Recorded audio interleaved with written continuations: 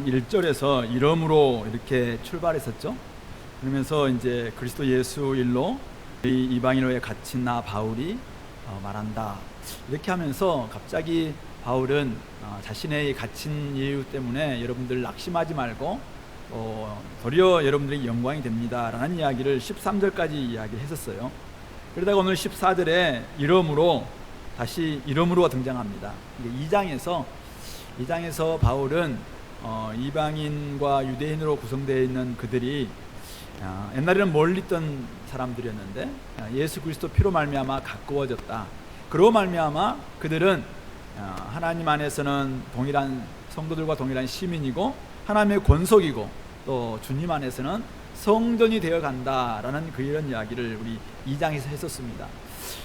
그것이 바로 하나님께로부터 받았던 계시의 내용인데 3장에서는 바울이 그렇게 이야기했죠. 함께 상속자가 되고 함께 지체가 되고 함께 약속에 참여하는 자가 되는 이 그리스도의 비밀을 자기가 깨닫고 또 그 은혜를 전하는 자로 자기를 이렇게 삼아주셨다. 그래서 자기는 이 비밀을 전하면서 지금 감옥에 갇혀 있고 또 여러 가지 환난을 당하고 있는 일이니까 결국 여러분들 이것은 낙심할 일이 아니라 도리어 여러분들에게는 영광이 됩니다. 그런 이야기를 했었어요. 그러다가 오늘 14절에 와서 다시 이제 2장에 받아서 이름으로, 그러니까 여러분들이 성도들과 동일한 시민이고 하나님의 권속이고 그리고 주님 안에서 성전을 되어가는 여러분들을 위해서 이제 기도합니다. 이렇게 연결되는 것 같습니다. 오늘 이 기도의 내용은 14절 15절은 기도의 대상과 바울이 기도하는 태도에 대한 이야기를 잠깐 하고 16절부터 19절이 기도의 내용, 그리고 20절 21절은 기도를 응답하시는 하나님에 대한 찬양, 송영으로 이렇게 구성되어 있습니다. 먼저 우리 기도의 대상이신 하나님에 대한 부분들을 우리가 살펴볼 텐데요. 이러므로 내가 하늘과 땅에 있는 각 족속에게 이름을 주신 아버지 앞에 무릎을 꿇고 비노니, 우리의 기도를 들으시는 대상은 하나님이십니다. 바울은 하늘과 땅에 있는 각 족속에게 이름을 주신 아버지라고 이렇게 표현하고 있습니다. 하늘에 있는 족속 누굴까요? 이미 하나님 앞에 있는 승리한 교회입니다. 이미 하나님을 믿고 순교했든지 아니면은 이제 때가 되어서 갔든지 어쨌든 하나님 앞에 지금 이미 이르러 있는, 하늘에 있다 이 말은 하나님 품에 있는, 하나님과 함께 있는 바로 그들은 하나님의 자녀들이죠. 그리고 하나님께서는 그들에게 성도라는 정체성을, 이름을 주셨습니다. 우리 1장 13절에서 구원의 복음을 듣고 그 안에서 믿어 약속의 성령으로 인치심을 받은 사람들, 바로 하늘의 신령한 복을 받은 사람들이죠. 이런 사람들은 어디에 있든지, 하늘에 있든지 땅에 있든지 지금 함께 예배드리고 있든지 아니면 저 밖에서 다른 데에서 예배드리고 있든지 간에 그들은 다 동일하게 천국 시민이고 하나님의 권속인 것입니다. 어쩌면은 이런 사람들이 바로 승리한 교회로서 하나님 하늘에 있는 족속들이고, 땅에 있는 족속은 바로 저와 여러분들 가리키겠죠. 바로 하나님의 이름을 위해서 지금도 전투하고 있는 교회입니다. 어떤 사람은 종으로, 어떤 사람은 종에서 풀려난 자유인으로, 어떤 사람들은 이방인, 또 어떤 사람들은 배우지 못하고 가지지 못한 이유 때문에 힘겹게 살아가고 있었던 당시에 에베소 주변에 있었던 많은 사람들, 그들을 향해서 이야기하고 있는 것입니다. 하나님께서는 동일한 이름을 주시죠. 동일하게 성도라는 일, 하나님의 권속이라는 일, 하나님의 처소가 되어가는 성전이라는 그 정체성, 그 이름을 주셨습니다. 그러므로 예수 그리스도 안에서 둘이 한 몸이 되어 한 성령 안에서 아버지께 나아감을 얻게 된 모든 사람들, 그런 사람들은 바로 성도들과 동일한 시민이고 하나님의 권속이고 또 하나님의 성전으로서 마음껏 하나님을 아버지라 부르면서 기도할 수 있다는 것입니다. 즉 하늘에 있는 족속, 또 땅에 있는 족속, 이것을 다 합쳐서, 즉 하늘에 있는 승리한 교회와 또 땅에 있는 전투하는 교회를 다 합쳐서 사도신경에서 고백하고 있는 거룩한 공예를 믿는다라고 할 때 그 거룩한 공예를 이야기합니다. 유니버셜 처치, 캐톨릭 처치라고 이야기할 수 있습니다. 로마 캐톨릭하고 달라요. 보편적 교회를 우리는 믿는다는 것입니다. 그러니까 지금 이미 주님을 믿고 세상을 떠나서 하나님 품에 있든지 아니면 이 땅에서 여전히 하나님의 나라를 위해서 싸우고 있는 성도든지 간에 예수 그리스도를 온전히 의지하고 있다면 그들은 다 하나님의 자녀이고 거룩한 공예, 거룩한 교회로서 하나님 앞에 나아갈 수 있고, 그런 사람들은 그들이 드리는 기도를 아버지 하나님께서는 응답해 주신다는 사실입니다. 그러므로 우리 주님께서는 하늘에 계신 우리 아버지라고 이렇게 기도하라고 이야기했는데, 오늘 바울은 아버지라고 이야기합니다. 하늘에 있는 족속, 땅에 있는 족속 다 이름을 주신 우리 아버지, 그분께 우리가 기도할 때 하나님의 자녀들은 그런 믿음으로 말미암아 담대함과 확신을 가지고 아버지께 나아간다. 우리 3장 12절에서 이야기했잖아요. 우리가 그 안에서 그를 믿음으로 말미암아 담대함과 확신을 가지고 하나님께 나아감을 얻느니라. 그러니까 담대함과 확신. 이전에는 주님 앞에 나아갈 수 없었습니다. 이전에는 휘장도 가로막혀 있었고, 또 우리의 죄로 말미암아 사실 하나님 앞에 감히 나아갈 수 없었죠. 그러나 예수님께서 십자가에서 이 모든 것들을 다 이제 용서해 주시고 사해 주심으로 말미암아 휘장도 위에서부터 아래로 딱 이렇게 가르셨고, 그래서 우리는 마음껏 주님 앞에 나아갈 수 있는 담대함과 확신 가지고 나아갈 수 있게 된 하나님의 자녀들이라는 것이죠. 그러면 하나님의 자녀들은 마음껏 아버지께 나아가서 아바 아버지, 아빠 아버지라고 부르면서 하나님을 찾아서 기도할 때 바로 그곳이 은혜의 보좌가 될 수 있습니다. 은혜의 보좌 앞에 나아가서 때를 따라 돕는 은혜를 얻기 위해서 여러분들이 간구한다면 하나님께서는 하늘에서 들으시고 이 땅을 고쳐주십니다.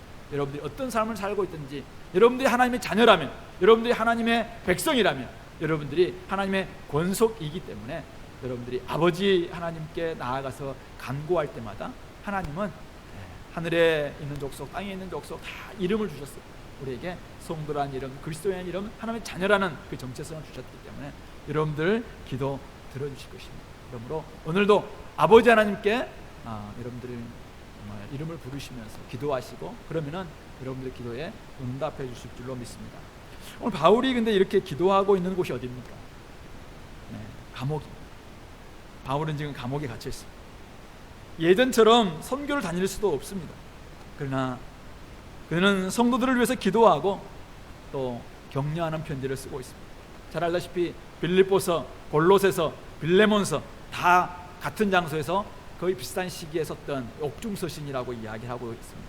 바로 이곳에서 바울은 몸은 갇혀 있습니다. 그러나 그의 마음까지 갇혀 있는 게 아니에요.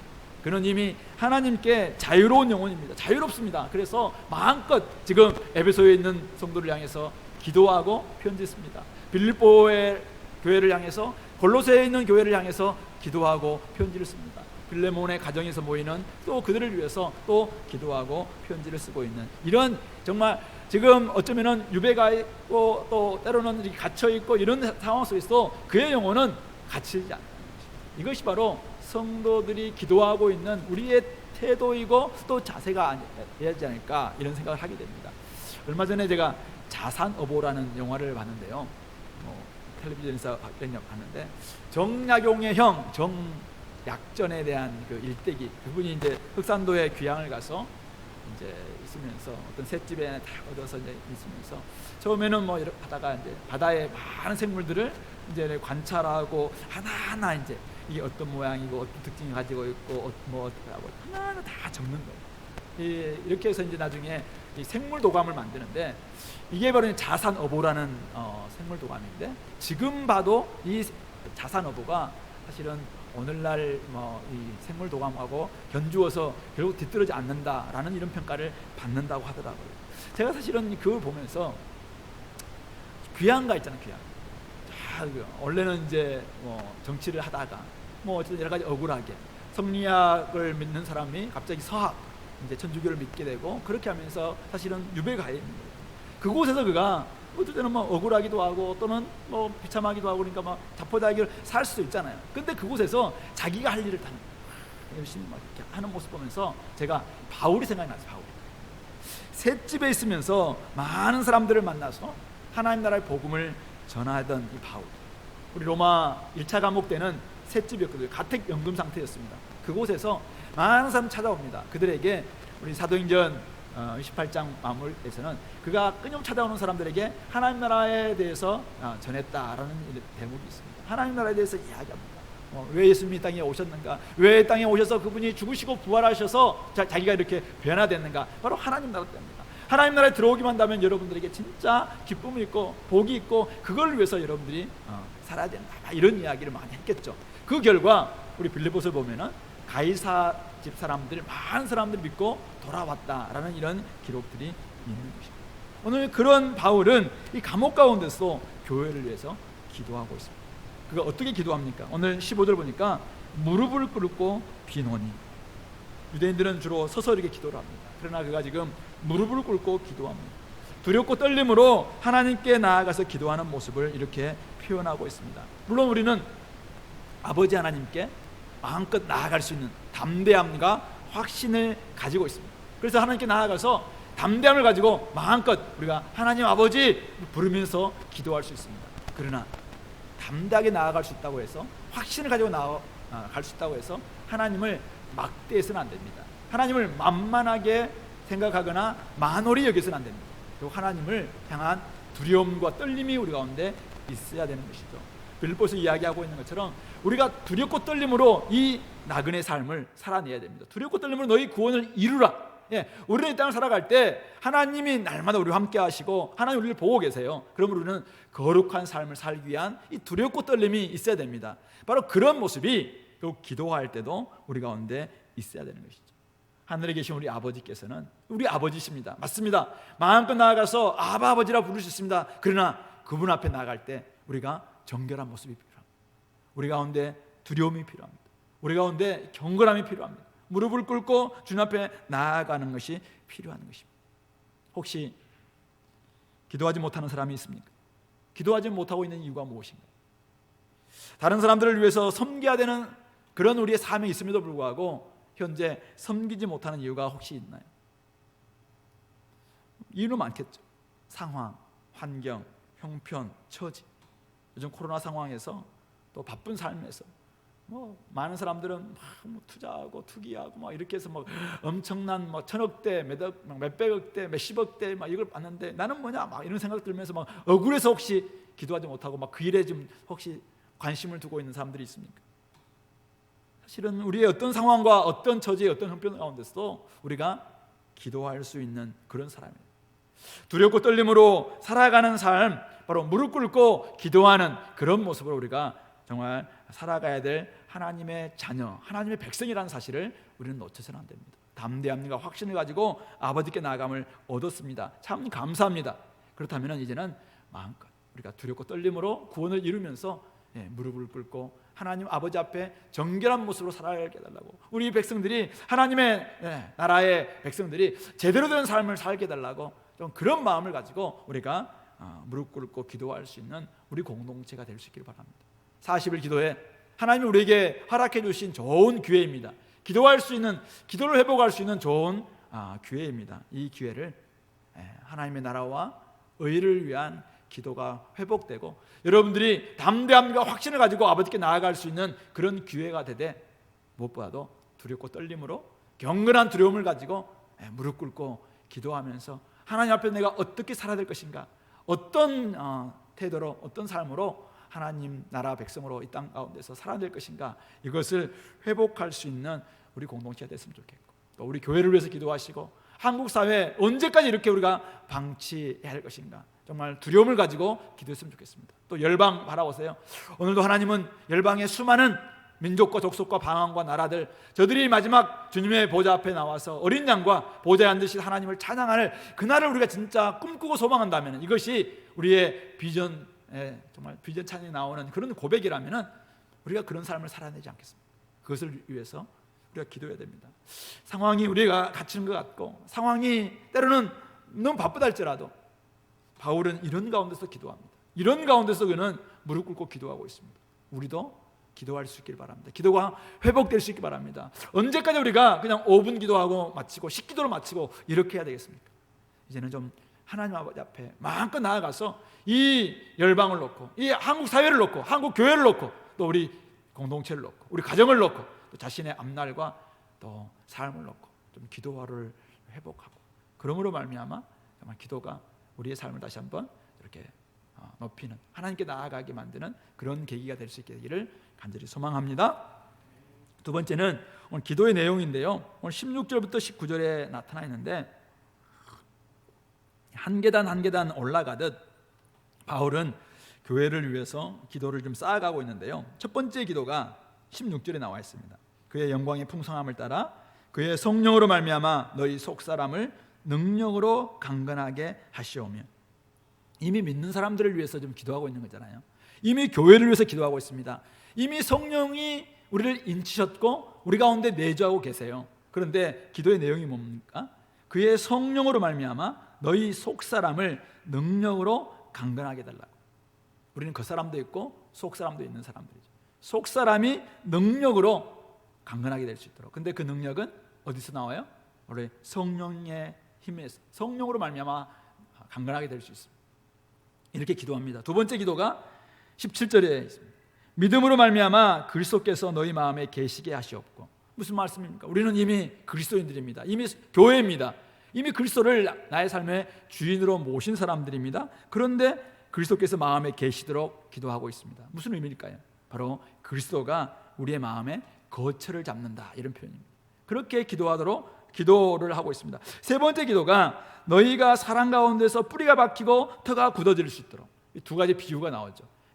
뿌리가 박힌다는 말은 나무를 비유하고 있고, 또 터가 굳어진다는 말은 집을 비유하고 있습니다.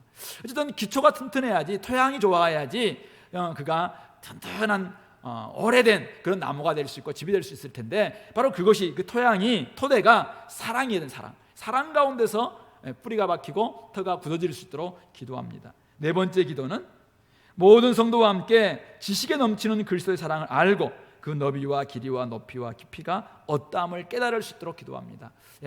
그리스도의 사랑이 우리로 하여금 오늘 있게 만들었는데 그 그리스도 사랑을 좀 알아달라.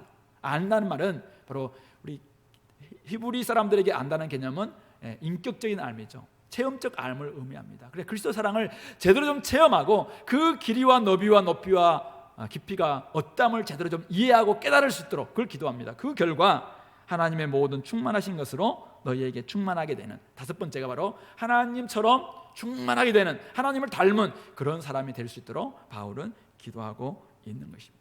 하나씩 조금 더 한번 살펴본다면은, 속사람이 강건하게 되지 않으면은 성도들은 여러 상황에서 무너질 수밖에 없습니다.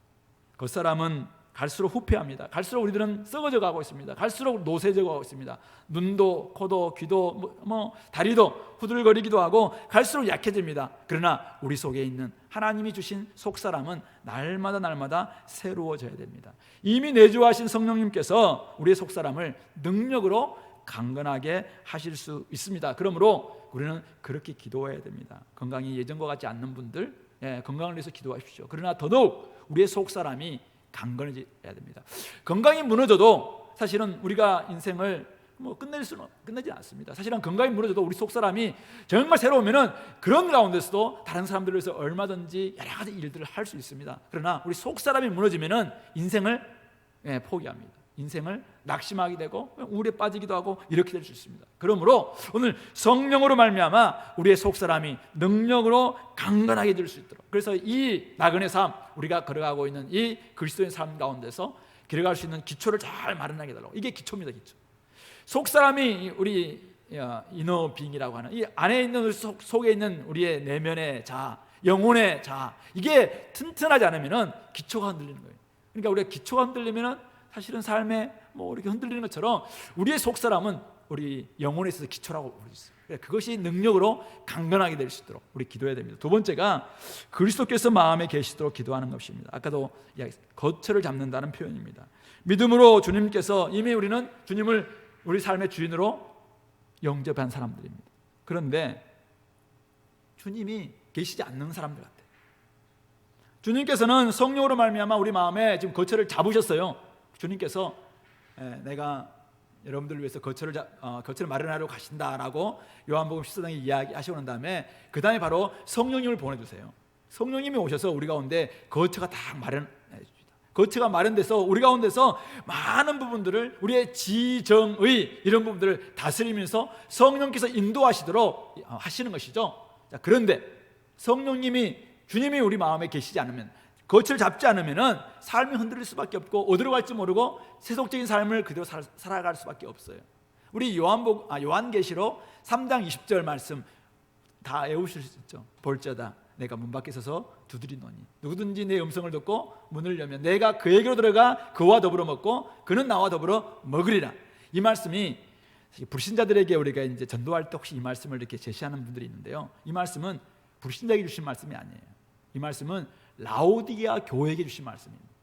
교회가 성령에게 주신 말씀을 들으리라라고 하면서 이 말씀이 주님께서 대책으로 주신 말씀이죠. 라오디게아 교회, 대표적인 미지근한 교회였습니다. 왜 그들은 미지근한 교회가 되었습니까? 우리 요한계시록 3장에 보면은 그 교회는 굉장히 부자 교회였습니다. 금이 많아서 아주 부자였습니다. 그리고 좋은 직물을 많이 얻는 그런 공장이 있었다고 이야기해요. 오늘 같은 이런 공장은 아니겠지만 어쨌든 간의 수목업이 있겠죠. 이런 공장으로 말미암아 좋은 의류를 많이 생산함으로 말미암아 그들의 옷도 굉장히 럭셔리했었습니다. 그리고 그 앞에 흐르는 골로새서부터 이렇게 쭉 흘러가는 이런 강이 있었는데 이 강이 석회와 인이 많았던 강이라고 이야기해요. 근데 그 물을 마시면은 사실은 석회가 들어있는 물을 마시면 좀 미지근하고 해가지고 이게 사실은 토할 것 같거든요. 근데 그런 물 때문에, 그런 물로 막 세수하고 그렇기 때문에 눈이 좋지 않았대요. 그래서 안약이 그곳에는 굉장히 발전되어 있었다고 이야기해요. 그러니까 그들은 이런 것들이 금도 많았죠, 또 옷도 좋았죠, 안약도 있죠. 그러니까 자기들은 뭐 부자이고 그리고 자기들은 뭐 멋지고 그리고 잘 본다고 생각했어요. 근데 주님께서 뭐라고 이야기합니다? 너희들은 눈물 없고 너희들은 가난하고 가련하고 뭐 너희들은 말라 비틀어졌다라고 이야기하면서 토하고 내치고 싶다.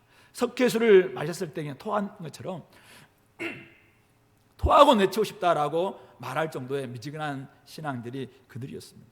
왜 그렇습니까? 그들이 바로 이러한 것들, 주님을 마음에 모시고 거칠 삼지 않고 우리는 금도 있고 우리는 좋은 옷도 있고 안약도 있고 그러니까 뭐 문제 없다 생각하는 거예요. 그러니까 주님께서 뭐라고, 나에게서 금을 사서 마련하고 그 다음에 옷을 사서 흰 옷을 사서 입고 나에게서 안약을 사서 눈에 발라서 좀 보게 해라 라는 말씀을 하시면서 바로 3장 20절 말씀을 주시는 것입니다. 내가 문 밖에 서서 두드리는다. 너희들이 마음의 문을 열지 않고 여전히 삶의 중심에 금을 재물을 두고 있고 여러분들이 가지고 있는 그 자랑거리를 여러분들의 삶에 두고 있으니까 나는 문 밖에 서서 있다. 주님을 모실 때 진정으로 먹고 마시는 이 기쁨의 교제가 가능하고 삶이, 신앙생활이 재미가 있는 것입니다. 오늘 우리 여러분들이 그리스도를 모셨다고 하지만은 왜 신앙생활이 재미가 없는 줄 아세요? 왜 신앙생활이 갈수록 이렇게 팍팍합니까? 주님이 내 안에 계셔서 먹고 마시는 이 신앙의 기쁨이, 천국이 이루어져야 되는데, 그래서 주님과 함께 먹고 마시면서 막 즐거움이, 주님의 즐거움이 나한테 막 이렇게 나눠지고 내 즐거움이 주님께 막 나눠지고 이런 일들이 있어야지 진짜 신앙생활에 맛이 있잖아요. 그런데 그게 없어요. 그러니까 신앙생활이 의무감에서 하는 것 같고, 경건생활을 체크하는 한다고 하니까 하면니까 그게 무슨 재미가 있겠어요. 갈라디아서 2장 10절에서 내가 이미 그리스도와 함께 십자가에 못 박혔나니 이제는 내가 사는 것이 아니요 내 안에 그리스도께서 사시는 것이라고 이야기했어요. 그렇다면 우리는, 그리스도인들은 내 안에 그리스도가 사시는 사람들입니다. 그러니까 이제는 그리스도가 내 마음에 계셔서 그분의 즐거움에 동참할 수 있도록 하는 것이 필요한 것입니다. 그래서 그것을 위해서 기도하라고 이야기합니다. 세 번째 기도는 사랑 가운데서 뿌리가 박히고 터가 굳어지도록 기도하는 것입니다. 사랑이 우리의 토대요 토양이어야 합니다. 사랑의 토양 위에 뿌리가 깊이 내려야 흔들리지 않는 참나무와 같은 나무가 될 수 있습니다. 뿌리가 박히지 않는 나무는 아무리 튼튼한 줄기와 가지와 잎이 딸지라도, 아무리 무성한 잎이 딸지라도 바람에 금방 넘어질 수밖에 없습니다. 사랑이라는 토대 위에 세워진 집이어야 오래 지속될 수 있습니다. 우리는 성전으로 지어져가는 하나님의 처소가 되기 위해서 지어져가는 성전이라고 이야기했습니다. 그래서 예수 안에서 우리는 함께 지어져 가고 있습니다. 그런데 기초가 약하다면 어떻게 되겠습니까? 사람들이 많이 모여 있어요. 집이 잘 지어지는 것 같아요. 그런데 사랑에 기초하지 않았어요. 그리스도의 사랑과 거기서 태어나지 않았어요. 그리스도 사랑으로 말미암아 사람들을 바라보지 않고 그리스도 사랑으로 인해서 온전히 사람들과 함께 관계를 맺지 않아요. 근데 사람들이 막 되게 많아요. 그리고 사람들은 당신네들 부흥했다고 이야기하겠죠. 거기에 한번 폭풍이 불어보세요. 거기에 한번 환란이 들어보세요. 다 떠날 수밖에 없어요. 이게 기초가 약한 공동체의 모습입니다. 적은 무리가 모였어도 그리스도께서 베푸신 사랑의 토대 위에 세워진 교회라면, 공동체라면 흔들리지 않고 영구한 성전이 될 수 있습니다. 그러므로 우리는 사랑 가운데서 뿌리가 박히고 터가 굳어지는 그런 모습이 되어야 됩니다. 우리가 진짜 하나님이 원하시는 그런 모습이라면 하나님의 사랑 묵상하시고 그리스도의 사랑 안에서 내가 깊이 뿌리가 박혀야 돼요. 그래야지 우리는 넘어지지 않습니다. 우리 공동체가 사랑이라는 그리스도 사랑 안에 깊이 터가 굳어져야지, 기초가 튼튼해야지 흔들리지 않습니다. 세상이 아무리 이단이 판을 치고 또 여러 가지 유혹과 재물의 유혹과 세상의 염려와 이런 것들이 우리에게 다가온다 할지라도 우리가 그리스도 있게 받았던 그 사랑으로 말미암아 내가 기초가 딱 튼튼하고 토대가 분명하다면은 우리 공동체는 넘어지지 않습니다. 그래서 기초가 바로 사랑 가운데 뿌리가 박히고 터가 굳어지도록 기도해야 되는 것입니다. 네 번째는 지식에 넘치는 그리스도의 사랑을 알고 그 너비와 길이와 높이와 깊이가 어떠함을 깨닫도록 기도하고 있습니다. 성도들은 지식에 넘치는 그리스도의 사랑을 알아야 됩니다. 우리가 하나님을 알고 하나님 안다는 것이 단지 지식적 알미 아니라는 것을 몇 번 이야기했습니다. 마찬가지입니다.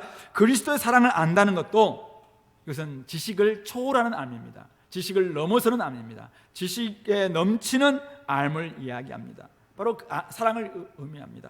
체험적인 사랑을 의미합니다. 그러므로 우리는 그렇게 만나서 사랑을 나누고 섬기고 베풀면서 왜 저렇게 하는가?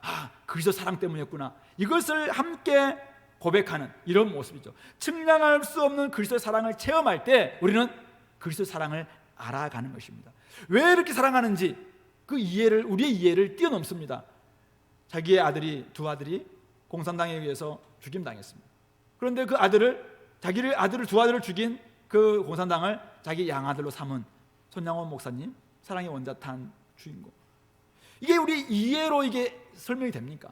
이해를 뛰어넘습니다. 어떻게 우리가 이해할 수 있습니까? 근데 그분에게서는 이게 바로 그리스도의 지식에 넘치는 그리스도의 사랑을 받았기 때문에 가능하다는 것입니다. 그래서 그 사랑의 너비와 길이와 높이와 깊이가 어떠함을 깨닫도록 기도하고 있는 것입니다. 부모의 사랑을 우리가 안다고 하지만은 부모의 사랑을 뭘 아는데로 물어보면은 그냥 알아. 근데 사실은 하나하나 따져보면은 제대로 사실 알지 못할 때, 우리가 하나하나를 제대로 이렇게 깨닫고 좀 측량도 한번 해보고 가늠도 좀 해볼 때, 내가 왜 이렇게 여기까지 왔지 이렇게 알 수 있는데, 그런 생각 없이 부모님은 뭐 그런 분이지 안다고 생각하지만은 제대로 그렇게 가늠하지 못할 때가 많습니다. 여러분들 그리스도의 사랑을 얼마나 알고 있습니까? 그리스도의 길이 어떤 사랑이었습니까? 만세전에 우리를 택해서 영혼까지 우리를 변치 않고 끝까지 끌고 가는 끝없는 사랑이죠. 엔드리스 러브. 정말 우리 끝없는 사랑, 끊임없이 영혼부터 영혼까지 시간과 시간을 초월한 영원한 그 사랑을 우리가 받은 사랑 아니겠습니까? 그 사랑은 얼마나 넓습니까? 모든 민족과 열방까지도 다 품으시는 사랑입니다. 원수까지도 온전히 용서하셨던, 우리가 원수되었을 때 우리에게 하나님의 사랑을 보여주셨던 그 사랑을 우리는 얼마나 이해하고 있습니까? 얼마나 그 사랑이 높은지, 그 사랑은 하늘에까지 우리를 이루도록 끝까지 우리를 높여주신 그 사랑입니다. 얼마나 깊은지, 그 사랑의 깊이가 너무 깊어서 어떠한 흔들림에도 그 사랑이 끊어지지 않습니다. 어떠한 바람에도 그 사랑이 넘어지지 않습니다. 어떠한 것도 하나님의 사랑을 막을 수 없다라고 로마서 8장에서는 이야기하고 있습니다. 그리스도 안에 있는 하나님의 사랑 결코 끊을 수가 없는 것이죠. 그래서 하늘을 두루마리 삼고 바다를 먹물로 삼아도 다 기록할 수 없는, 그 측량할 수 없는 그 사랑을 제대로 한번 깨달아 보라니. 그렇게 할 때 우리의 삶이 달라집니다. 많은 사람들은 그 사랑을 제대로 알지 못하고 체험하지 못하고 깨닫지 못하니까, 가늠하지 못했으니까, 한 번도 제대로 한번 이해하지 못하니까 조금 섭섭하게 말하면은 그냥 본전 생각난다고요. 내가 섬긴 게 얼만데, 내가 헌금한 게 얼만데, 내가 바친 세월이 얼만데, 자꾸 이렇게 하면서 본전 이야기하고 자신의 의의를 내세우면서 내 희생 당했다 이렇게 이야기하는 사람들이 있습니다. 그게 하나님의 사랑 앞에서, 그리스도 사랑 앞에서 내세울 수 있는 우리의 의의가 될 수 있나요? 하나님 앞에서 어떤 사람들은 교만하게 대항하기도 합니다. 진짜 하나님의 사랑을 우리가 제대로 가늠하고 깨닫고 이해한다면 어떻게 우리가 하나님 앞에 대항할 수 있겠습니까? 하나님의 사랑을 제대로 체험하고 그 길이와 넓이와 높이와 깊이를 제대로 깨닫고 이해할 때, 그때 비로소 우리는 감업합니다. 감동하고 울면서 하나님 앞에 무릎을 꿇습니다. 그때 비로소 우리는 섬길 수 있습니다. 희생할 수 있습니다. 이렇게 사는 것이 주님 앞에 100만 분의 1이라도 내가 받았던 사랑을 갚을 수 있는 길이구나.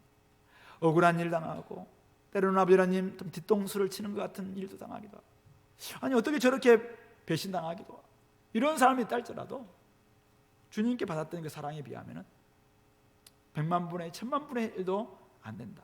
그 사랑을 한번 가늠해 보니까 내가 여기서 있는 것이 다 주님의 은혜였고, 주님의 사랑이었고, 공동체 안팎에서 그 사랑을 베풀 수 있는 이유는 이 사랑을 알고 이 사랑을 깨달을 때 가능합니다. 다른 사람들의 핍박과 모멸, 멸시 이런 것을 견딜 수 있는 것도 맷집 때문이 아니에요. 바로 이 사랑을 알고 제대로 깨달을 때 가능하다는 것이죠. 그래서 바울은 교회를 향해서 그 사랑을 위해서 알고 깨닫도록 기도하는 것입니다. 다섯 번째는 하나님의 모든 충만하신 것으로 충만하게 하시기를 구합니다. 성도의 목표가 뭘까요? 하나님 닮기입니다.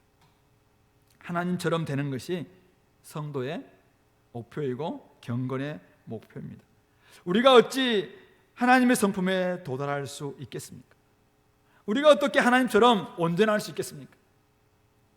하나님께서는 그리스도를 통해서 교회가 하나님의 충만함에 이르도록 이끌고 계십니다.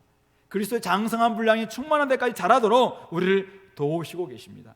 그래서 바로 우리를 부르신 사람, 하나님께 우리를 아신 사람들, 우리를 의롭다 하신 우리를 마지막에 하나님 영화롭게 하시는데, 그 영화로운 우리의 모습이 어떻게 이야기합니까?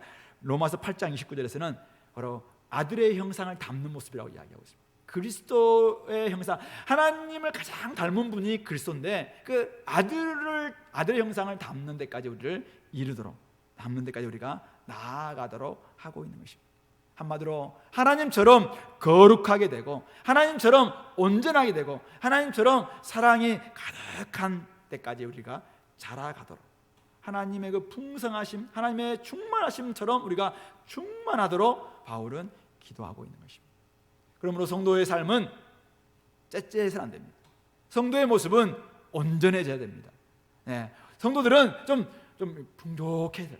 마음이 좀 풍족하고 좀 넓고 좀 한이 없고 이런 모습이 되어야 됩니다. 우리 주님께서 요한복음 10장 10절에서 선한 목자로서 이 땅에 자기가 오신 목적이 양에게 생명을 주고 풍성하게 주려고 오셨다고 이야기했어요. 생명을 주실 뿐만 아니라 그 생명을 여기에서 누려야 되는데, 천국을 누리게 만드는데, 그걸 좀 맛만 보는 거 말고, 우리가 저기 먹거리 할 때 그 맛보기만 하면 얼마나 좀 그렇습니까? 좀 먹되 좀 풍성하게 먹으라는 거예요.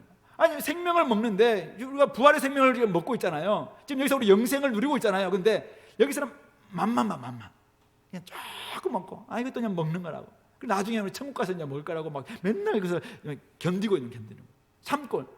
아니 그렇지, 하나님은 이미 우리 여기에서 그걸 더 누리라고 좀 주셨는데, 그래서 하나님의 충만하신 가운데 충만할 수 있도록 우리를 계속 이렇게 자라가도록 하는데, 자라갈 생각을 안 하는 거예요. 그냥 계속 이 땅에서 맛없는 것, 이미테이션, 그냥 입에만 바른 좋은 것, 사탕 말림 사탕, 그것만 먹으면서 이게 다인 것처럼 생각하는 거예요. 그러니까 하나님한테는 엄청난 보화가 있고, 천국에서는 가장 좋은 은사가 있고, 정말 좋은 선물과 보물들이 넘치고 있는데, 그것을 기도로 받을 생각을 하지 않고, 여기에서 자라가면서 그것을 누릴 생각하지 않고, 그냥 여기에서는 그냥 조금 맛보는 거예요. 이미 그냥 구원받았으니까 이건 됐고, 나머지는 세상에서 그냥 추구하는 거, 그거 원한다고 하니까 이게 그리스도인지 아니면 안 그리스도인지 이게 구분이 안 되는 이런 지경까지 있는 거예요. 그러니까 오늘 바울이 성도를 향해서 한 계단 한 계단을 다 밟으면서 마지막 지점이 뭐예요? 하나님의 충만하신 것으로 충만하게 되도록 그렇게 기도하고 있는 것입니다. 오늘 우리 바울의 기도 내용을 봤는데요, 우리의 기도와 좀 차이점이 무엇인가요? 우리는 이미 하나님과의 화목, 이웃과의 화해를 이룬 사람들입니다. 우리는 성령으로 말미암아, 그죠? 이미 그리스도인이 다 된 그리스도인이 이미 시작한 사람들입니다. 성령이 우리에게 인쳐 주실 때는 그냥 도장을 딱 우리 마음에 찍어 주시면서 성령을 우리 가운데 내주하실 때는 이게 어떤 뜻입니까? 이제는 네가 그리스도인이 되었다, 너는 천국 시민이야 라는 것을 말해주는 것 동시에 입학했다는, 한마디로 입학 통지서입니다. 이제부터는 자라가라는 거예요. 입학했으니까 너는 지금 유치원생이라는 거예요. 유치원에서 이제는 잘 배우면서 초등학교 가고 중학교 가고 고등학교 가고 대학교 가고 필요하면 대학원도 박사까지도 되어서 나중에 이렇게 자라가야 된다. 그 이야기를 표시가 뭐냐면은 성령으로 인치시면서 우리를 내주하는, 이게 우리의 모습이에요. 근데 우리는 성령이 내주하심으로 끝났다는 거예요. 그러니까 어떻게 해요? 이 땅에서 나는 그리스도인 맞고 나는 이미 이제 천국 시민이고 나머지는 이 땅에서 잘 먹고 잘 사는 그것만을 위해서 맨날 기도하니까 하나님이 아유 그거 아니고, 아니 좀 공부 좀 해라, 좀 자라가라, 계속 그 이야기를 좀 하고 있는 거잖아요. 바울은 지금 그 이야기하고 있는 거예요. 한 계단 속사람의 능력으로 강건하게 되고 그리스도가 내 마음에 계셔서 거처를 삼고, 그리고 사랑 안에서 뿌리가 박히고 터가 굳어지고 그리스도의 사랑을 알되 지식에 넘치는 그 사랑을 알고 그 길이와 넓이와 높이와 깊이가 어떠함을 깨달아서 하나님의 충만하신 것을 충만하도록 이 기도하고 있는데, 우리는 여기는 관심이 없어요. 그리고 이 땅에서 내 겉사람 어떻게 하면 좀 제대로 좀 탱탱해 볼까, 어떻게 겉사람이 좀 더 건강해 볼까, 여기에 관심이 있고, 속에는 그리스도의 마음의 거처가 계셔야 됨에도 불구하고 그리스도가 거처를 삼아야 됨에도 불구하고 내 거처. 그러니까 사람들이 저 사람들은 뭐 때문에 저렇게 몇 채 거처를 마련하는가? 아 나는 한 채도 없는데 생각하니까 막 억울하잖아요. 그러니까 막 거기에 같이 맞대어서 막 살아가는, 물론 필요합니다. 우리도 거처가 필요해요. 그러나 지금 내 마음에 그리스도가 거처를 삼고 있는 이런 상태가 되었냐, 이걸 되었냐, 여기에 관심을 좀 더 기울여야 되는데 그것보다는 다른 데 후패한 겉사람에 관심이 많고, 지금 이 땅에는 다 불타고 내 마음에 거처를 삼고 있는 그리스도만이 진짜 중심이어야 되는데도 불구하고 그런 데는 관심이 없는 우리의 모습이 아니에요. 뿌리가 박혀 정말 있는, 깊게 박혀 있는 이렇게 나무가 우리의 삶이라고 생각해 봅시다. 신앙생활인데, 근데 보니까 흙이 너무 얕아, 너무 얇아요. 그래서 어떻게 됩니까? 흙이 얕으면은 금방 넘어질 수도 있지만은, 흙이 얕은 거기서 자라는 나무에서 여러분들이 생기가 돌 수 있을까요? 나무에 나무가 있는데, 이게 너무 얕으면은, 물도 안 좋은 얕으면은 여기서 빨아먹을 수 있는 양분이 없는 거예요. 그러니까 생기가 없어요. 금방 나무잎이 질 수밖에 없어요.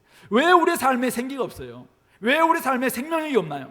왜 우리의 삶에 이 듬직함이 없습니까? 왜 사람들에게 풍성함을 주지 못합니까? 사랑이라는 토양이 너무 얕은 거예요. 그럼 여기에서 먹을 수 있는 양분이 이미 다 빨아먹고 없어요. 그러니까 이제 살아갈 수 있는 능력이 별로 없는 거죠. 그러니까 어떻게 합니까? 언제 넘어질지 모르는 안타까움을 줘요.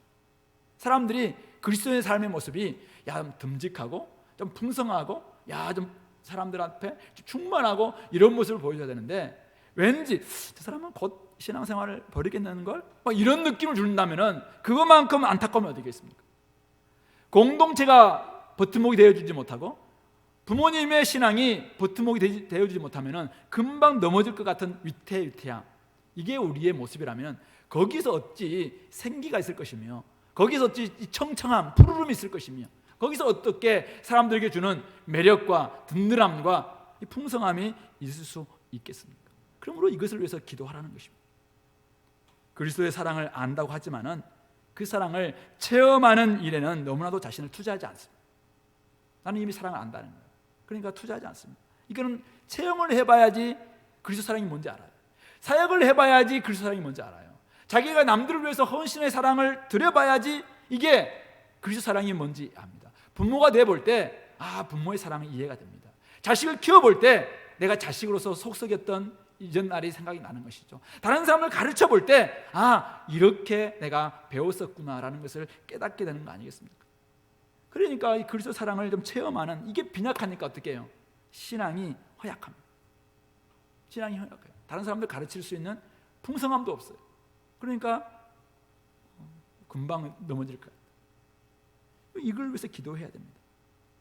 그 사랑의 길이와 깊이와 높이와 넓이가 정말 어떠한지 한번 가늠해 보시기 바랍니다. 이번 우리 수련회 40일 기도 가운데 여러분들 한번 기도하시면서 나한테 임했던 그리스도의 사랑을 그 길이를 한번 쭉 한번 가늠해 보시기 바랍니다. 그 넓이를 한번 이렇게 가늠해 보시기 바랍니다. 얼마나 깊었는지, 내가 아직도 이렇게 떠나지 않고 내가 그리스도 안에 있는 이유가 무엇인가, 하나님이 나를 끊어놓지 않는 그 이유를, 그 사랑을 한번 깊이 한번 묵상해 보시기 바랍니다. 그래야지 우리는 눈물을 흘리면서 사실은 기도할 수 있습니다.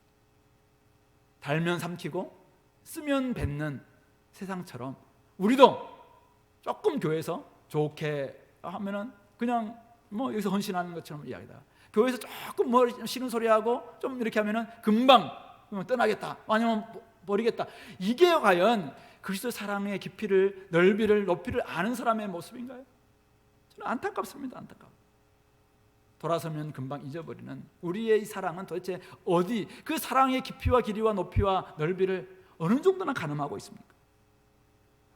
인생이 얼마 남지 않았습니다. 올해도 지금 이미 10월입니다. 벌써 10월입니다. 언제 하나님의 성품에까지 자라가겠는가? 좀 기도했으면 좋겠습니다. 속사람이 강건하게 될 수 있도록 기도합시다. 그리스도께서 내 마음에 거처를 정할 수 있도록 기도합시다. 내어드립시다. 그리고 사랑의 터가 좀 뿌리가 박히고 터가 굳어질 수도 기도합시다. 그리스도의 지식에 넘치는 그 그리스도의 사랑을 알고 그 넓이와 길이와 높이와 넓이를 좀 제대로 좀 가늠하고 이해하고 깨달을 수 있도록 기도합시다. 그리고 하나님의 충만하신 충만까지 내가 이룰 수 있는 그러한 좀 높이까지 성숙이 좀 일어날 수 있도록 기도했으면 좋겠습니다. 정약전은 자산 어부를 남겼습니다. 유배 가운데서도 그런 뭔가를 남겼습니다. 우리의 삶, 오늘 바울 사도는 옥중서신을 남겼습니다. 우리의 삶 뭔가를 남겨야 되지 않겠습니까? 우리는 글을 쓰지 못한다 할지라도 우리를 통해서 우리 인생의 열매를 좀 남겨야 되지 않겠습니까? 기도를 보면 그 사람을 알 수 있다고 이야기했습니다. 기도의 내용을 들어보면 그 사람의 욕망이 무엇인지, 그 사람이 지금 무엇을 꿈꾸고 있는지 알 수 있다고 했습니다. 나 중심의 기도에서 이제는 주님 나라와 주님의 의를 위한 그런 기도로 옮겨갈 때가 되지 않았습니까? 그러므로 이번 우리 40일 기도회를 통해서 또 오늘 이 시간 여러분이 기도하실 때 그의 나라와 그 의를 위한 우리의 큰 그림 속에서 오늘 바울이 기도하고 있는 것처럼 속사람이 능력으로 강건하게 되고 그리스도가 내 마음에 계시게 되고 또 사랑 안에서 뿌리가 박히고 터가 좀 굳어질 수 있도록 또 그리스도의 지식에 넘치는 사랑을 알고 그 길이와 깊이와 넓이와 높이를 제대로 깨달을 수 있도록, 그래서 하나님의 닮음까지, 하나님 충만한 데까지 우리가 자라갈 수 있는 그런 기도를 우리가 드릴 수 있게 되기를 간절히 소망합니다. 마지막으로 20절 21절은 기도의 목적이자 하나님에 대한 성령인데요, 우리 같이 한번 우리 20절 21절을 읽어볼까요? 우리 가운데 역사하시는 능력대로 우리가 구하거나 생각하는 모든 것에 더 넘치도록 능히 하실 이에게 교회 안에서와 그리스도 예수 안에서 영광이 대대로 영원 무궁하기를 원하노라. 아멘. 제가 이 두 절을 읽으면서 바울이 기도가 끝나고 난 다음에 하나님께 지금 높여 찬양하는 거잖아요. 성령입니다. 성령. 하나님을 높이는데 하나님이 어떤 분으로 지금 그에게 다가오고 있습니까? 하나님은 우리 가운데 역사하시는 분이십니다. 그리고 우리의 기도를 들어주시는 능력 있는 전능하신 왕이십니다. 우리가 앞에서 우리 주기도문 강의 때 이야기했습니다만 어떤 신은 신이 있다고 생각하고 이 땅의 삶에 대해서는 잘 아는데 고쳐줄 수 있는 능력이 없어서 기도에 사실은 들어주지 않습니다. 어떤 신은 능력은 있을지 몰라요. 근데 이 땅에는 관심이 없어요. 그러니까 그냥 멀리 있어서 들어주지 않습니다. 근데 우리 주님은 능력도 있고 관심도 있으니까 우리의 기도를 들으시고 고쳐주시는 하나님 아버지시다라는 이야기를 했습니다. 오늘 바울이 그냥 우리의 기도를 들어주시는 전능하신 왕 이렇게 딱 표현하면 될 텐데 오늘 뭐라고 이야기하냐면은 우리가 구하거나 구하는 것에 들어주신 하나님. 근데 구하는 것뿐만 아니라 구하거나 생각하는 것에 들어주신 하나님. 근데 구하거나 생각하는 것을 들어주신 하나님 이렇게 표현해도 괜찮아요. 근데 바울은 뭐라고 합니까? 구하거나 생각하는 모든 것에 들어주신 하나님. 근데 모든 것에 들어주신 하나님 이렇게 괜찮은데 구하거나 생각하는 모든 것에 넘치도록 들어주신 하나님. 근데 이렇게도 우리가 와 하나님 대단하다 할 수 있는데 거기에 하나 더 붙이죠. 더 넘치도록 들어주신 하나님. 그리고 그렇게 능력 있는데 능히 하실 하나님. 제가 바울을 보면서 와, 이분 앞에 이 바울은 하나님을 어떻게 생각하고 있는가 하면은 전능하신 분이세요. 예? 그리고 우리의 가운데 지금 역사도 하고 계시는 분이세요. 우리 가운데 역사하니까 우리의 문제를 다 알고 있죠. 또 전능하신 분이니까 우리의 기도를 들어줄 수도 있어요. 근데 어떻게 들어주셨냐면은 내가 구하는 것, 내가 생각하는 것, 그리고 그 모든 것을 다 어떤 때는 예수로, 어떤 때는 좀 기다려보자, 어떤 때는 야 그건 아니야, 그는 네가 구할 거 아니야, 이렇게 하시면서 하나님 들어주신 거예요. 근데 그뿐만 아니라 들어주시는데 내가 이 정도 구했어요. 근데 하나님은 넘치도록 들어주셨어요. 근데 넘치도록 들어줄 뿐만 아니라 우리가 시장 가면은 그 정말 인정 많은 할머니들 막 거기다가 넣고 더 얹혀주는 것처럼 하나님이 넘치도록 하시는데 거기다가 더 넘치도록 후히 주시고 흔들어 넘치도록 주시는 분이시라고 이야기하잖아요. 우리가 구할 때 하나님은, 바울은 그런 하나님을 경험한 거죠. 그러니까 마지막 때 하나님 높이는데 우리 가운데 역사하실 뿐만 아니라 능력대로 우리가 구하거나 생각하는 것에 생각하는 모든 것에 다 넘치도록 능히 하실 수 있는 하나님. 이 높일 수밖에 없어요. 바울은 이런 삶을 경험하는 것입니다. 제가 한 번씩 옛날에 우리 기도하시는 장로님들 보면은 온갖 미사역을 막 가지고 이렇게 기도하시는 분들이 있으세요. 어떨 때는 저분이 왜 저렇게 기도할까 하다 하더라도 참 그의 신앙 연륜 가운데 그런 하나님을 경험했구나. 어떨 때는 그냥 우리 안에 있는 나의 하나님일 뿐만 아니라 온 천지 만물과 우주까지도 다 다스리시고 지금도 섭리하시는 하나님을 경험할 때 그분들의 그 기도 속에 그것이 나오더라고요. 그러니까 창세기로부터 요한계시록까지 막 흐르는 어떤 그런 기도 있어요. 어떨 때는 사람들에게 보이기 위한 그런 기도 있겠지만은 그분들에게 경험됐던 하나님은 작은 하나님이 아닌 거예요. 그러니까 그런 기도가 나오면서 하나님을 높이는 거잖아요. 오늘 바울이 지금 그래요. 바울이 전능하실 능력뿐만 아니라 넘치도록 풍성히 주시는 하나님, 흔들어 더 넘치도록 안겨주시는 하나님, 이런 하나님이니까 여러분들 기도해야 되겠습니까? 안 해야 되겠습니까? 하나님 앞에 기도하면은 바울이 경험하는 하나님은 이런 하나님이에요. 기도하니까 기도하는 것, 구하는 것, 생각하는 것, 그것도 모든 것 거기다가 넘치도록 거기 플러스 더 넘치도록 능히 주시는 그 하나님. 그 하나님이 오늘 우리의 기도를 들어주시는 하나님이시죠. 자, 이런 하나님을 알고 있어요, 여러분들이. 자, 그러면은 기도하는 게 맞겠습니까? 안 하는 게 좋겠습니까? 알아서 하세요.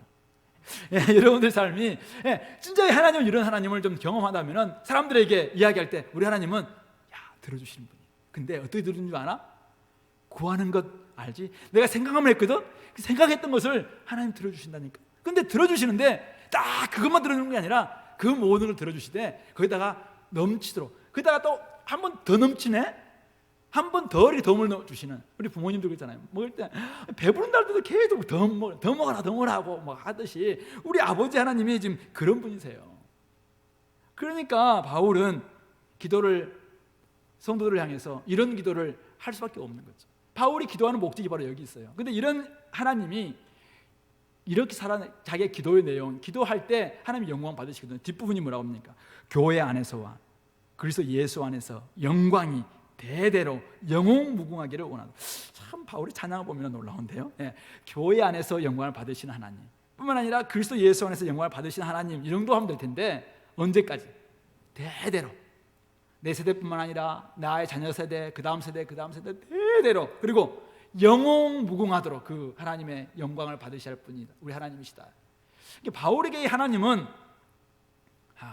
우리의 생각, 우리의 이성, 우리의 지식, 우리의 모든 것들을 다 초월한, 그럼 이런 하나님이 우리의 기도를 받아주시는 분이니까 어떨 때 하나님이 영광을 받으실까? 바울이 생각해 보니까 자기의 기도 내용대로 성도들이 될 때 속사람이 강건하게 되고 그리스도가 마음에 계셔서 거처를 삼고 사랑 안에서 뿌리가 내리고 터가 굳어지고 또 그리스도의 사랑을 알고 그 길이와 넓이와 높이와 깊이를 충분히 깨닫는 가운데서 하나님의 닮은 모습으로 딱 자라갈 때, 이런 모습으로 성도가, 교회가 자라간다면 하나님이 기뻐하실까요? 안 기뻐하실까요? 기뻐하신다. 그게 바로 하나님의 영광이 되는 것입니다. 바로 이것이 기도의 목적이고 기도의 내용, 기도의 이유인 것입니다. 오늘 우리가 살아야 될 이유가 무엇일까요? 하나님의 영광을 위해서입니다. 우리가 성숙되어야 될 이유도 하나님의 영광을 위해서입니다. 어떤 상황 속에서도 우리가 간절히 기도해야 될 목적도 바로 이 하나님의 영광 때문입니다. 하나님의 풍성하심을 경험하면서 기뻐하는 인생을 살아낼 때 하나님께서도 기뻐하십니다. 맞아, 이 맛이다. 너희들이 그렇게 사는 거 내가 진짜 기쁘다. 너희들이 속사람이 강건하게 되어서 야, 이 땅의 사람들 앞에 진짜 내가 흔들리지 않고 강한 모습으로 그리스도인 살아내는 모습 내가 진짜 기뻐하는 거다. 야, 네 마음에 내가 쫙 주인 되어서 그리스도가 있어서 끊임없이 지정의 모든 부분에서 함께 의논하고 결정하고 선택하고 나아가는 그런 삶이 세상에서는 초라하게 보인다 할지라도 나는 정말 네가 그렇게 살아내는 것이 내가 정말 기쁘다 이거잖아요. 사랑 안에 뿌리가 깊이 박히니까 거기서 나오는 이 사랑의 향기, 사랑의 생기, 이것이 사람들을 막 살리거든요. 이런 사람을 살아내는 모습을 볼 때 하나님이 영광을 받지 않겠습니까? 그러니까 그런 사랑을 바라보면서 이런 삶이야말로 하나님의 영광이구나. 그래서 바울은 그렇게 기도하는 것입니다. 하나님은 그리스도 예수 안에서 그 영광을 나타내 보이셨습니다.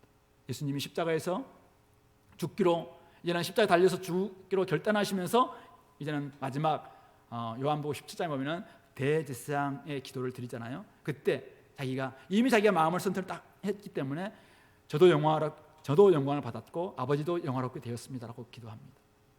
바로 하나님의 뜻대로 살아내는 삶이 이 땅에서는 되게 초라하게 보이고 되게 안 돼 보이는 날지라도 하나님께는 엄청난 영광이 되고 그 사람에게도 영광이 될 수 있는 것입니다. 오늘 우리 삶이 하나님의 뜻대로 여기 속사람이 강건하게 되고 그리스도가 내 마음에 계시고 사랑 안에 터가 온전히 굳어지는 그런 든든함이 우리 가운데 있을 때, 그리스도의 온전한 사랑을 알고 진짜 그것을 제대로 깨닫고 하나님을 닮은 모습이 될 때 하나님은 하늘에서 진짜 기뻐하세요. 영광을 받으세요. 그리고 여러분들에게 이름을 주신 그 이름이 내가 참 잘 줬구나. 성도란 이름 내가 잘 보여했구나. 하나님의 자녀라고 내가 선택해 주었는데 내가 정말 잘했구나. 이런 마음을 하나님이 드시는 것이죠. 이것이 하나님의 기쁨입니다. 교회를 만물 안에서 만물을 충만하게 하시는 분의 충만함으로 삼으신 목적이 바로 이것입니다. 이 땅 가운데서 모든 만물 가운데서 만물이 왜곡 잘못된 질서, 죄와 사망의 질서 속에서 살아가면서 욕심대로 살아가는 이런 속에서 이렇게 사는 것이 아니라 하나님이 지으신 목적은 그게 아니다 라고 이야기하면서 하나님의 나라를 구하고 하나님의 뜻대로 살아가면서 결국 예수 그리스도를 주인으로 삼고 그렇게 살아내는 이런 삶을 살아내는 교회, 그런 교회를 바라볼 때 하나님은 내가 정말 영광을 받았다, 기뻐한다 이렇게 이야기하는 것입니다. 그러므로 저는 우리 교회가, 여러분들과 제가 우리의 삶이 하나님의 영광 되기를 소망합니다.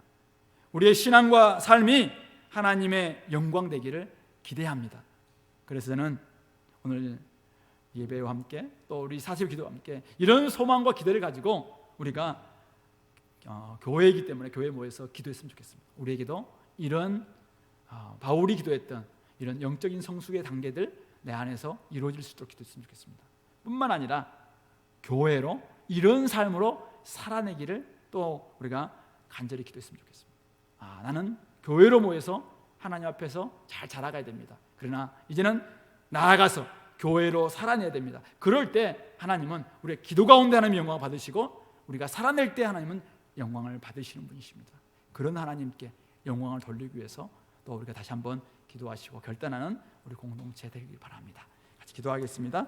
하나님 아버지, 오늘 바울의 교회를 향한 기도를 살펴보았는데 나의 기도는 어떻습니까? 나의 기도의 내용은 어떻습니까? 하나님 아버지, 내가 이제는 이렇게 살게 도와주십시오. 내 속사람이 성령의 능력으로 강건하게 될 수 있도록 도와주셔서 마지막 하나님을 닮은 모습까지 잘 자라가는 데까지 내 자신을 드리겠습니다. 투자하겠습니다. 이제는 정말 하루하루 자라가고 그리스도를 아는 지식에서 자라가는 우리 삶이 되어서 하나님의 기쁨이 되고 하나님의 영광이 되는 우리 교회, 우리 삶이 될 수 있도록 도와주십시오. 같이 한번 기도합시다.